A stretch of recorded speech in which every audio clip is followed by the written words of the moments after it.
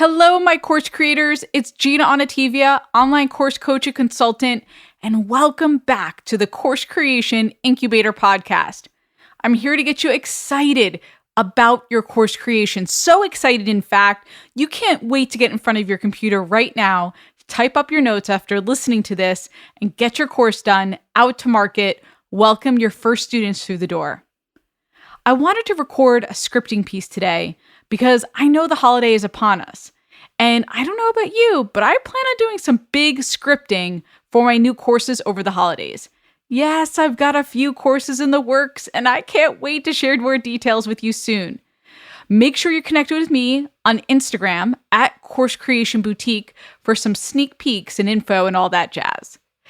So here's my plan for this week. Let me know if you like it. I'm going to rest my brain on Thanksgiving, on the holiday. I'm going to have some wine. This is a big deal for me because I took a break from alcohol and Twitter after the election. It was just a crazy week and both were really hurting my brain. By the way, if you need to take a break from a distraction this week, do it. I want you to make room for your course creation and not get caught up in the pieces that are holding you back. So I'm going to welcome back my old friend Sarah or my old friend Cab on Thanksgiving, then hit the ground running on Saturday with some scripting, which I think will give my mind and body enough time to recover. Also, I know that's a big weekend for football, so I don't know if you watch. We are NFL watchers in my family. Tristan's 7, and he loves the 49ers. I'm an Eagles fan, unfortunately, for this year. However, my husband, Alex, is a Dolphins fan, and it's turned out to be a great year for them. Who knew? So while they're watching football, that's some of my best time to get scripting done. I'll sneak away into my office, set the timer for 45 minutes, totally absorb myself in one of my courses. I'll set an outcome, say get a slide deck done, and go for it. Then when time is up, join the boys for the second half of the game. Whatever your schedule looks like, this holiday weekend could be an opportunity to help your brain recover and then re-energize yourself for some great scripting. I do suggest that you give yourself time to recover first, little time for your brain to rest, then dive in. Now, I thought I would give you some truths to think about as you're heading into what I'm hoping will be a positive, productive weekend for you, so you're not wasting your time on scripting things that your student clearly doesn't care about. So let's talk about the first truth. Your student doesn't care how many lessons you have. What your student does care about is the transformation or the promise that you're going to deliver for them. That promise that you put out on your sales page, for example. Because I get a lot of course creators who ask me, well, how many videos is it going to take to get this program done? And my answer is always the same. And it's not a great answer, but it's an answer. It depends. There isn't a set rule on videos because I know in my heart of hearts that your student doesn't care how many videos you have. What they really care about is the result that you're going to provide for them. So if you're wondering how many videos you should have while you're scripting, well, first of all, let's take a step back here. You shouldn't be scripting at all unless your post-it exercise is done and you figured out what your course is going to look like overall. Before you start scripting, make sure you've got your outline. It's going to figure out your sweet spot for how many lessons and videos you should have. Now, if you go back to episode 13 on course structure, you'll learn all about types of courses, lead gen courses, classic courses, going live courses. That shows you how many different types of online programs there are, and each one is going to have a different number or type of video. So if you're doing a smaller course or what I might call a focus course, that's new, by the way. I thought about that this week. That's what I would call a smaller course that hits on one concentrated topic or one result, and you know you're going to limit your transformation, then it's more appropriate for you to have, say, 12 videos than 40 videos. So if you find yourself having 40 videos, you might have just have gone overboard. But it all comes back to what the intent for your course is. Are you delivering the transformation? Because going back to our original truth, the student doesn't care about how many videos there are. He or she just wants the transformation. And an addendum to this truth is that your student also doesn't care about how long your videos are, as long as you're delivering the emotion and the promise and the result. And there's an end game there. That's what they really want. They really want to fulfill on the emotion that they're after. They want to solve their challenge. That's what you're providing for them. So scripting truth number 2, your student doesn't care if you get the words exactly right. Now, I don't want you rewriting and then rewriting again. I don't want you in what I call scripting purgatory. You don't need to precisely nail the words you think your student is going to want to hear. And let me tell you something else. Your student doesn't care if you use elevated language or complicated vocabulary. They don't need it to be college graduate level English. In fact, they probably don't want it to be. Don't be like one course creator who I worked with. She wrote the scripts, she sent it to a writer, then the writer gave it to an editor, and I think that editor might have had a proofer. And then the proofer probably had an aunt or an uncle that needed to check it out afterwards, right? You don't need to go to these lengths so you could get your scripts exactly right. Your student does not care. You know what your student does care about is that you're speaking her language, that you're not using $10 words when a dollar word will do just fine, that you're using her lingo or inside language.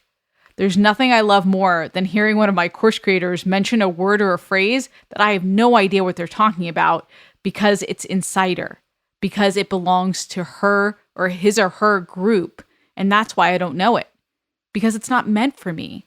It's meant for her ideal student. I'm not their person, and that's okay. Truth number 3, examples can carry your course. Don't ever underestimate the power of telling great stories and using great examples. This is how people learn. This is how your student's going to learn from you. These examples can be you, your own stories. They can be stories of people that you've taught, that you've transformed. And if you're thinking to yourself, Gina, I'm just starting out, I don't have an audience yet, you do have results somewhere. Because I believe that if you are a course creator, you should have a result or two to back yourself up. And you can speak to those results. No, in fact, I want you to brag about those results inside of your course. A great example of this is an awesome course I'm working on right now with a woman named Melissa, who is an absolute juggernaut.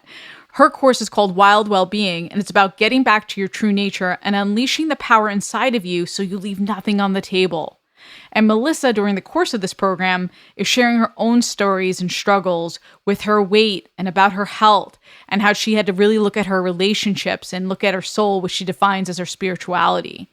And the richness of these stories from Melissa, they are so, so good. And she's showing herself as the example of what's possible, what you can do if you go through this Wild Well-Being program and achieve this ultimate transformation. It's aspirational. So please include examples in your scripting. And here's a tip. Your examples don't have to be perfectly nailed down in your first go-around with your scripts. You can get your content down in round 1, then go back and add those stories and that richness and nuance as part of round 2. Okay, truth number 4. You want your students to learn and retain what you're teaching. And one of the best ways to do that is to offer them tricks, hacks, naming conventions so the content really sticks with them. What I mean by this is I want you to give your students memorable phrases, formulas, acronyms, mantras. These are all valuable learning devices that will help your content really stick to their memory so it doesn't just flutter away once they hear it once. I had Lisa Rigoli on last week's episode, and she had this wonderful acronym SPICE, S-P-I-C-E, that she uses as a formula for planning out her social posts and content. S is for starting the conversation with posts, P is promotional posts, I is inspirational, C is connect, and E is educational. I just did an Instagram live with Lisa all about SPICE, so I'll put that link in my show notes for you in case you're looking for ideas or guidance on what to put in your Instagram posts, social media, your blogs, anything like that. And it's a great formula that if you're struggling with your content at all, you can come back to again and again. My guess is you're never going to forget SPICE after this. Here's another example of giving your students something memorable. I used to work on Amy Porterfield's podcast, and she did an episode about her time in the morning when she really hunkered down and thought about her content. And I was joking back and forth with her when I was helping her with her outlines and developing ideas. And I said, that's your tiger time. And we both had a good laugh about it. And then she's like, I love it. Let's go with it. And Tiger Time was born.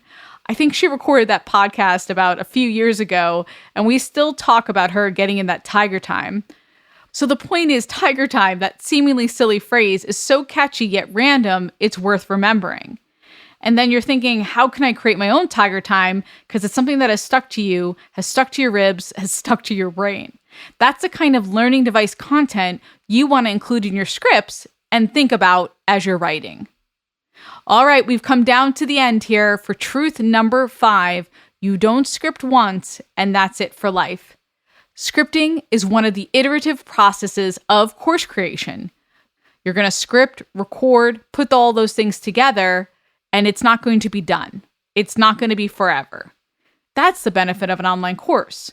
So when I used to build products for Tony Robbins years ago, we would print boxes, DVDs, CDs, physical workbooks, and then we'd release them out for the masses.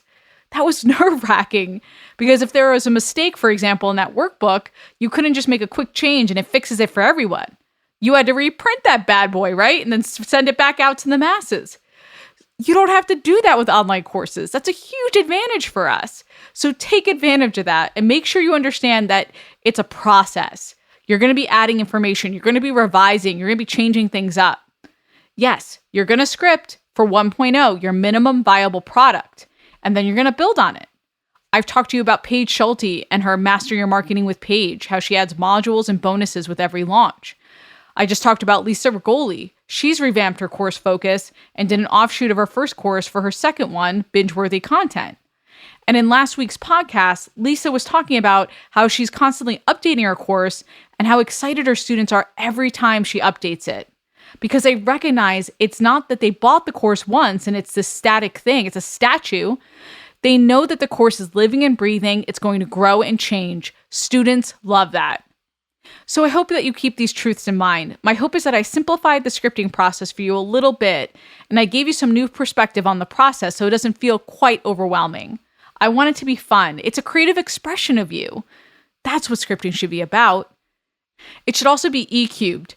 Back in my Tony Robbins days, we wanted all of our content to be E-cubed. Educational, of course, entertaining as possible, going back to those rich stories and examples, and then empowering, in that the audience, your students, can take action on it.